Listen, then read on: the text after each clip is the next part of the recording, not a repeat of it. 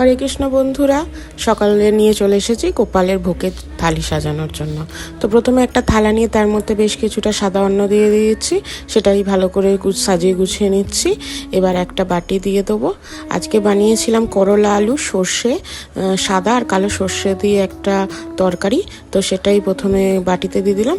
তারপরে এইটা দিচ্ছি পটল আলু আর ছোলার ডাল আর মটর ডাল দিয়ে বড়া বানিয়েছিলাম, সে বড়া দিয়ে একটা রসা, সেটা বাটিতে দিয়ে দিলাম। আর বানিয়েছিলাম আমড়ার চাটনি, সেটাও বাটিতে দিয়ে দিলাম।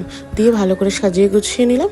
এবার অন্যতে দিয়ে দিচ্ছি একটু ঘি আর দেবো একটু লবণ, সেটাও ভালো করে দিয়ে এবার আজকে টিফিনের জন্য বানিয়েছিলাম ছাতুর শরবত, তো সেটা দিয়ে গোপালের কাছে ভোগ লাগিয়ে দিয়েছি।